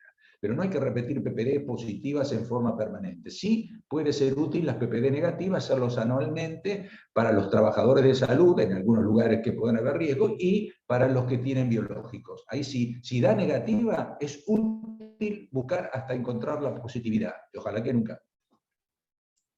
Bueno, perfecto. Otro comentario, Pamela nos dice, bueno, gracias por la invitación, es neumonóloga, médica neumonóloga, y recientemente evaluó una paciente con artritis reumatoidea en tratamiento con certolizumab, desarrolló tuberculosis miliar pulmonar, desconoce el resultado de la PPD, pero es enfermera expuesta a pacientes con tuberculosis, incluso a cepas multiresistentes. Entonces, bueno, pensando un poco en factores predisponentes del huésped, la importancia de indagar en profesiones de riesgo que constituyen un factor de alto riesgo, como decía Fernando, y también, como decía Inés, no todos los pacientes tienen el mismo riesgo. Bueno, fue un comentario. Mayra, ese ya lo dije, ¿no? Sí, ese está. Bueno, no, agradecen a todos. Bueno, yo les quería hacer una pregunta, porque en realidad habíamos preparado 3 casos, pero se va a extender mucho. Tuve que evaluar un paciente con reumatología que tenía diagnóstico de sarcoidosis, y bueno, obviamente adenopatías, bueno, al principio digamos poliadenopatías que fueron biopsiadas, los granulomas mostraron digamos, no tener calcium, una primera PPD en el contexto de un screening de paciente inmunocomprometido negativa, y al año ella, bueno, recibe corticoides altas dosis, luego azatioprina, múltiples esquemas, hasta que suma una uveitis que fue de difícil control, y hacemos una PPD al año cuando ella de nuevo está como reactivada, había que iniciar Humira, y aparece una PPD de 16. Entonces, bueno, estuvimos discutiendo bastante, de hecho aparecieron nuevos ganglios, se biopsió una adenopatía inguinal, o sea, aparecieron ganglios, quiero decir, en rango megálico, y bueno, con cultivos negativos, obviamente para micobacterias, para hongos, etc. Nuevamente, era la segunda vez que la biopsiábamos y que cultivábamos los ganglios. Al venir negativo se decide, junto con digamos, un grupo de reumatólogos, iniciar el tratamiento con, digamos, de tuberculosis latente. ¿Qué opinión tienen con respecto a este caso en donde la sarcoidosis muchas veces es un diagnóstico diferencial, si hubiesen hecho lo mismo? Sí, a mí me parece que ahí en ese caso, yo me parece que el déficit estaría que en la primera, que era negativo, creo que no se hizo booster. Es decir, ahí vos partís de un negativo que quizás si uno hubiera hecho booster, capaz en el booster tenía 15. Con lo cual, posteriormente, las próximas PPD, si es que les llegabas a hacer, dijimos que no habría por qué repetir las PPD positivas en el control, pero me parece que ahí en ese caso hubiera sido excelente tener el booster. Si no tenés el booster y el cuadro posteriormente te aparece positivo, posteriormente, bueno, en un enfermo inmunocomprometido, con un cuadro que se parece mucho, pero esto creo que tengo entendido que era un caso muy claro en el sentido que tenía inhibidor de la enzima convertidora positiva, que tenía hipercalcemia, o sea que daba como para decir, bueno, pues será tuberculosis, pero habiendo después una positividad de una, yo le haría el tratamiento de la enfermedad tuberculosa latente, pero haría la crítica de que me parece que hubiera sido muy interesante en esa primera exposición, cuando fue negativo, haberle hecho un booster. Hubiera sido negativo con el booster, ese claramente positivo y de viraje, y seguramente ahí por ahí apareció el bacilo tuberculoso. Bien, gracias, Doc. Diego Lizazo, ¿cuál es el seguimiento de un paciente con PPD positiva que se le realizó tratamiento de tuberculosis latente? Si el paciente está en un hábito de alto riesgo, como por ejemplo una comunidad cerrada o con tratamiento biológicos. Inesita. Y ahí lo que se hace es, se instruye al paciente con las pautas de alarma para detectar una posible enfermedad, tuberculosis, porque la verdad no tenía claro que, como dijo Fernando, que se pudieran hacer repetidamente muchas indicaciones de profilaxis con isoniazida.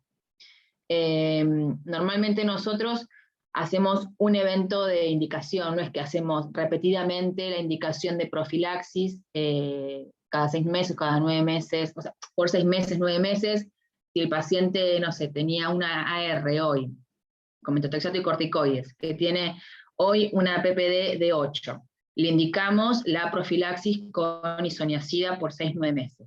La termina. De acá a 5 años, la indicación quizás va a ser, no sé, adalimumab, o lo que fuere, cualquier biológico, etanercept. Ahí nosotros habitualmente no volvemos a indicar una quimioprofilaxis, no repetimos la PPD, sino que instruimos al médico de cabecera y al paciente por posible reactivación, ¿sí? O sea, para ver si clínicamente va a reactivar o no va a reactivar. Perdón, acaba de llegar. Bárbaro. Bueno, gracias Inés. No sé si respondí la pregunta, pero usted, doctor, ¿qué piensa respecto a esto de las profilaxis repetidas? Porque la verdad que me generó la duda, le soy sincera. Sí, si querés te comento mi opinión, lo que discutimos con la gente del Programa Nacional. No sé si lo conocés, al doctor Palmero, que es el referente nacional. Bueno, a ver, la quimioprofilaxis con isoniazida dura lo que dura la isoniazida. Esa es la realidad. Si vos tenés un paciente en el Reino Unido que tiene una tuberculosis latente y lo trataste, muy probablemente ese paciente no adquiera nunca más una infección tuberculosa y no requiera nuevas quimioprofilaxis. Pero el mismo paciente en el África, una vez que terminaste la quimioprofilaxis, a los 6 meses se puede volver a contagiar.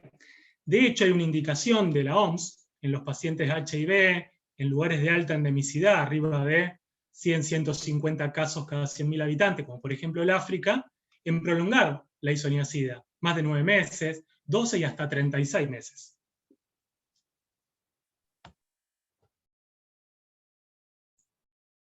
Bárbaro, perfecto. Bueno, otra pregunta. Paciente que se expone a una TBC bacilífera, le hacen una PPD inicial y un booster que da negativa. Repiten y la tercera a las 10 semanas, ya que es el tiempo en que se puede tardar en dar positiva ante esa exposición. Es la pregunta, si repite una tercera. Claro, Fernanda, perdona, tengo una inicial negativa, un booster negativo, repito a las 10 semanas, que el tiempo en que puede tardar en ser positivo ante la exposición, hago un tercer paso.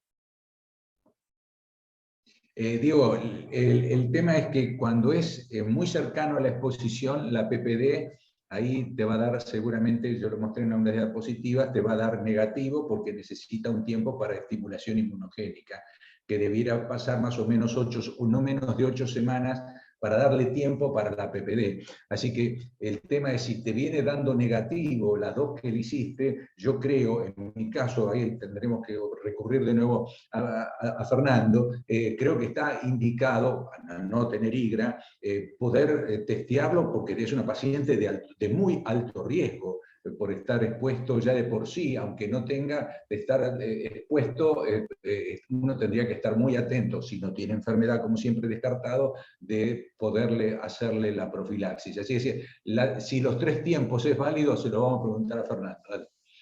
No, Diego, la pregunta es ¿qué edad tiene tu paciente? Que fue contacto estrecho de un bacilífero. Pues, en general, porque podemos ser que sea importantísimo. inmunocomprometido. Bueno, si es No, inmunocomprometido, no. iniciaríamos por ahí profilaxis, pero Claro. suponemos un paciente joven sano. Un ¿Qué edad familiar, tiene? un familiar, 40 años. Bien, 40 es joven. Claro. Con un familiar bacilífero. Por ahí eso se ve mucho en el hospital. Bien. No, te preguntaba la edad porque es de suma importancia. A ver, si yo tengo un contacto estrecho y el paciente contacto es HIV, independientemente de la PPD, yo le indico quimioprofilaxis. Si un paciente menor a 19 años, yo le indico quimioprofilaxis. Si es menor de 5 años, se lo indico independientemente de la PPD. Si es de 5 a 19 años, le indico la quimioprofilaxis que tenga PPD negativa y le repito la PPD a los 3 meses. Si a los 3 meses la PPD se positiviza, le completo la quimioprofilaxis 6 meses. Si se negativiza, puedo estar en condiciones de suspenderle la quimioprofilaxis y solo realizó 3 meses.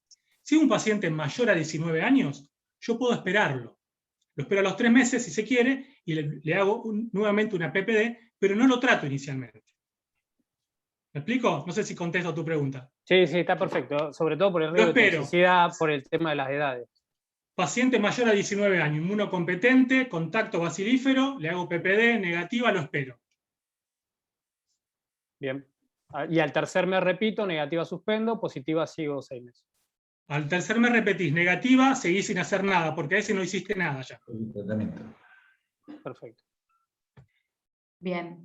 Bueno, y la última pregunta, excelente las presentaciones, dice Ainalén, con respecto a quimioprofilaxis de tuberculosis multiresistente, si hay alguna recomendación, por ejemplo, en contacto conviviente con una TBC multiresistente, que debe realizar un tratamiento biológico.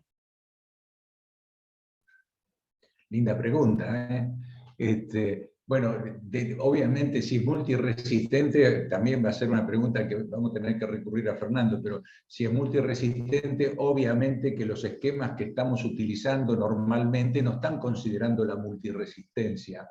Y yo, que yo sepa, de lo único droga que podría actuar como una posibilidad, que sería la levofloxacina, que está dentro de alguno de los esquemas donde, bueno, puede actuar contra micobacterias multiresistentes y que se postuló en algún momento, pero con bastantes problemas, de manera tal que problemas musculares, etcétera, que no se difundió mucho, pero una situación así como esa, creo que es bastante complejo pensar en un esquema que pueda funcionar con cualquiera de los que hemos hablado. No sé qué opina Fernando. Sí, bueno, es el terrible gris que todavía tenemos. En multiresistencia tenés 2 grandes corrientes.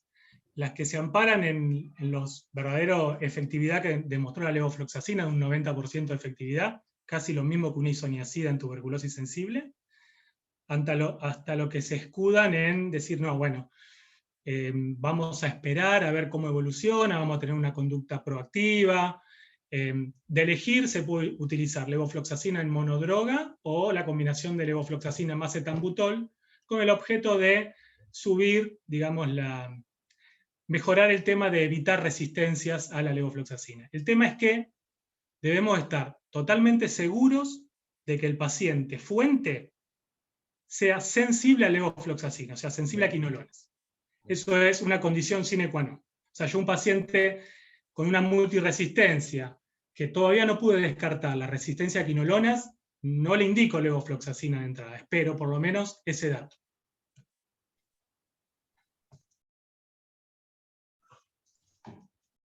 Bárbaro, genial. Bueno, ¿Alguien más quiere hacer algún comentario? ¿Tienen alguna pregunta? ¿O cerramos? ¿Alguno de los disertantes quiere cerrar con alguna idea? No, yo creo que me parece que nos estamos manejando con un tema que es muy controvertido y con herramientas muy inseguras.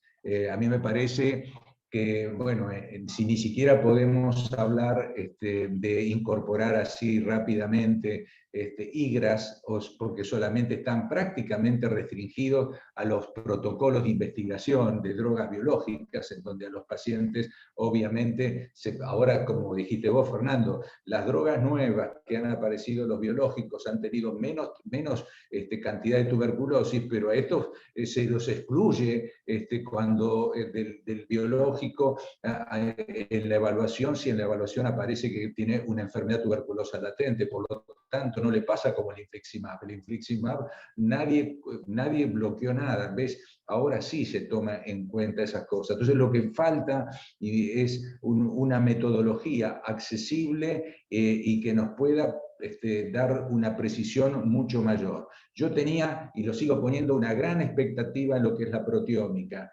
pero no sé, esto que tuvo una explosión y con la PCR, yo pensé que iba a venir todo lo demás, realmente se ha quedado en los últimos tiempos, porque cuando miraba esos trabajos realmente eran muy significativos, de poder decir con bastante contundencia que la genética y el desarrollo genético es muy distinto en un paciente, como vos decías, en esa película de la tuberculosis, era muy distinto en aquel que tiene una tuberculosis latente que aquel que está yendo a una tuberculosis activa. Ese paso genéticamente es distinto entre un paciente y otro.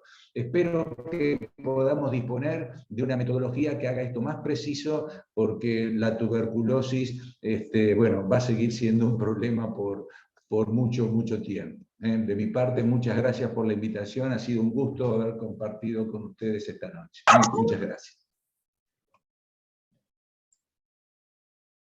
Bueno, gracias Amadeo. Gracias a Fernando y a Inés por las excelentes presentaciones, porque bueno, fue una discusión muy rica. Gracias a todos por participar. Agradecer a Elea también por el soporte técnico. Y bueno, buenas noches, y bueno, ya nos estaremos viendo o de manera presencial o virtual prontamente. Gracias. Muchas gracias. Un beso a todos. Gracias. Chau, chau.